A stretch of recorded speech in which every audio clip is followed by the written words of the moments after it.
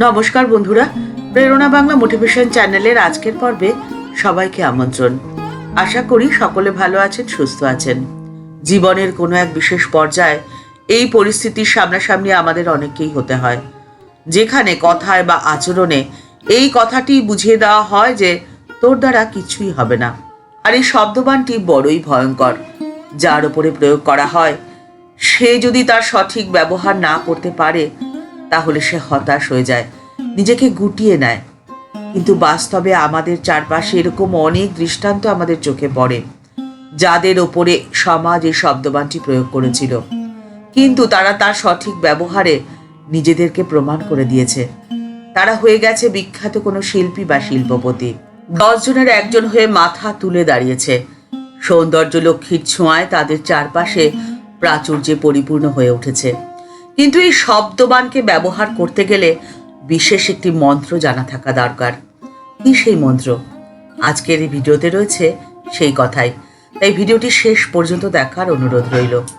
আর এই কথাটি মনে রাখবেন, তোর দ্বারা কিচ্ছু হবে না। এই শব্দবাণটি যার উপরে প্রয়োগ করা হয় সে হয় সবার থেকে সুন্দর, সবার থেকে আলাদা। কারণ সে একঘেয়ে নয়, তার মধ্যে আছে নতুনত্ব, আর যে নতুনত্ব তার চারপাশের মানুষের বোঝার ক্ষমতা নেই। ঠাকুর মা ও স্বামীজির ভাব ও আদর্শ আমাদের এই শিক্ষায় শিক্ষিত করেছে যে যা সুন্দর তার মধ্যে বৈচিত্র্য আছে, তার রূপ বদল করে। অবনীন্দ্রনাথ ঠাকুর বলছেন, যার মধ্যে দিয়ে কোনো রহস্য যাওয়া আসা করছে না, যার মধ্যে কোনো বৈচিত্র্য পলকে পলকে বদল ঘটাচ্ছে না, এমন জিনিস যদি কোথাও থাকে তো সেটি অসুন্দর। এ কথা নিঃসংশয় বলা যেতে পারে। ক্ষণে ক্ষণে যা নতুনত্বের বর্ণছটায় ফুটে ওঠে, আর যে রূপ নিত্য নবভাবে উন্মোচিত হয়, রমণীয়তা তো সেখানেই। আর প্রকৃত সৌন্দর্য তাকেই বলে। নতুনকে গ্রহণ করার ক্ষমতা বা নতুনকে বোঝার ক্ষমতা সকলের থাকে না। তাই যাকে বলা হয় যে তোর দ্বারা কিছু হবে না, ভবিষ্যতে দেখা যায় যে সেই হয়ে গেছে অনন্য সাধারণ ব্যক্তিত্ব, সবার থেকে আলাদা, সব থেকে সুন্দর। এই কথাটি মনে রাখবেন যে যা অসুন্দর তা সবসময় নিজেকে জাহির করতে চায়, কিন্তু যে রচনা সুন্দর তার স্রষ্টা আড়ালে থাকতেই সব থেকে বেশি পছন্দ করে। স্রষ্টা নিজেকে আড়াল করে তার সৃষ্টিকেই সামনে এগিয়ে দেয়।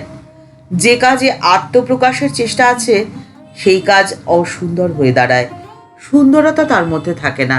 কথায় বা আচরণে এহেন বাক্যবান যদি আপনার উপরে ছোড়া হয়ে থাকে, তাহলে আপনি প্রতি উত্তর না দিয়ে চুপ করে থাকুন, নীরবে থাকুন। কারণ যা সুন্দর তা সত্য, আর সত্য তো একদিন প্রকাশিত হবেই। ঠাকুর রামকৃষ্ণ পরমহংসদেব একদিন দক্ষিণেশ্বরে বলছেন, সংসারী লোকেদের একটা না একটা কামনা বাসনা লেগেই থাকে। এদিকে তাদের কত ভক্তি তারা দেখায়, কিন্তু একঘেয়েমি ভাব থেকে কিছুতেই নিজেকে মুক্ত করতে পারে না। যেমন দেখো না, রতির মা এদিকে কত ভক্তি, কত সেবা করে। রতির মা ছিল বৈষ্ণবী। কিছুদিন পরে যেই দেখলে আমি মা কালীর প্রসাদ খাই, অমনি আর এলো না সে। এমন একঘেয়ে, এমন ভেদবুদ্ধি। তাই বলি, লোককে দেখলে প্রথম প্রথম চেনা যায় না, মানুষ চেনা বড় দায়। আপনার মধ্যে যে শক্তি রয়েছে সেই শক্তি রয়েছে লুকিয়ে। সেই শক্তিকে আপনি যদি প্রকাশিত করতে চান, তাহলে আপনাকে একটি কাজ করতে হবে। আপনাকে শুনতে হবে আপনার হৃদয়ের কথা। আপনার ভেতরের সৌন্দর্যকে আপনি যদি পূর্ণভাবে পেতে চান, তাহলে হৃদয় হলো একমাত্র দরজা, যে দরজা দিয়ে আপনি ওই সৌন্দর্যের দোরগোড়ায় পৌঁছতে পারবেন। আর আপনি যদি আপনার সৌন্দর্যের দোরগোড়ায় পৌঁছে যান, তাহলে আপনি পাবেন আপনার শক্তির সন্ধান, আর আপনার আরাধ্য ঈশ্বরকে স্পর্শ করতে পারবেন, তাকে অনুভব করতে পারবেন আপনার হৃদয়ের মাঝেই।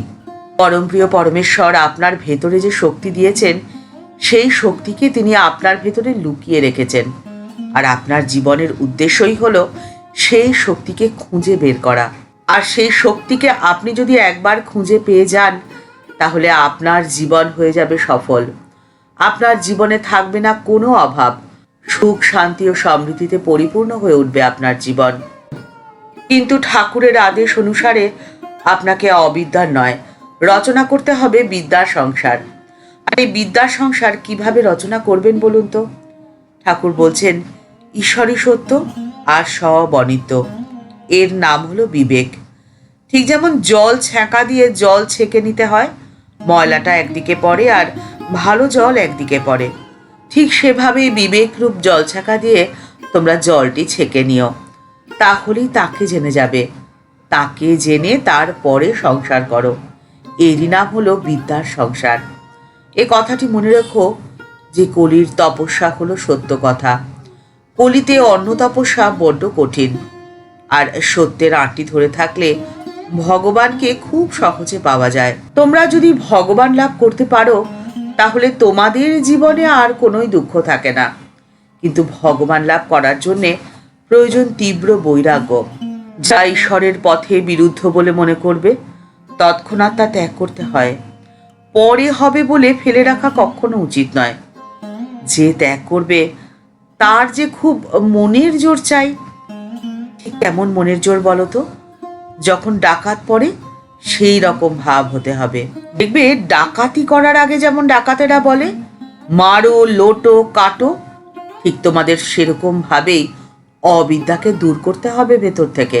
আর এই অবিদ্যা দূর করার মন্ত্রই হলো সেই মন্ত্র, যে মন্ত্রে তোমাদের জীবনের সমস্ত সাফল্য লুকিয়ে রয়েছে। তোমরা যদি অবিদ্যা দূর করে বিদ্যার সংসার রচনা করতে পারো তাহলে আর তোমাদের আটকায় কে? মথুরবাবুর যখন কোর্টে কেস উঠত তখন আমাকে বলতো যে তুমি মায়ের কাছে বলো, আর আমি অমনি মায়ের কাছে বলে দিতাম। তার বিশ্বাস ছিল আমি বললেই সব হবে। অবিদ্যা দূর করাই হলো সেই পথ, যে পথে চললে তোমাদের চোখে আর কখনো জল আসবে না, থাকবে আনন্দ। আনন্দের স্রোতে ভেসে যাবে তোমরা সকাল সন্ধে। জীবন হবে অনেক সুন্দর। ঠাকুরমা ও স্বামীজির চরণে প্রণাম জানিয়ে আজকের পর্ব এই পর্যন্তই। দেখা হচ্ছে পরের পর্বে। ভিডিওটি যদি ভালো লেগে থাকে তাহলে তা শেয়ার করার অনুরোধ করছি। আর এই চ্যানেলটি ভালোবেসে যারা এই পরিবারের সদস্য হয়ে গেছেন তাদের জানাই ভালোবাসা, শ্রদ্ধা ও প্রণাম। যারা এখনও এই চ্যানেলটি সাবস্ক্রাইব করেনি তাদের কাছে বিনীত অনুরোধ রইল চ্যানেলটি সাবস্ক্রাইব করে বেল বাটনটা ক্লিক করে দিয়ে অল বাটনটিতে ক্লিক করে দেওয়ার জন্যে। তাহলে এই চ্যানেলে ভিডিও আপলোড হওয়ার সাথে সাথেই আপনার কাছে নোটিফিকেশন চলে যাবে। সবাই ভালো থাকবেন, সুস্থ থাকবেন। নমস্কার।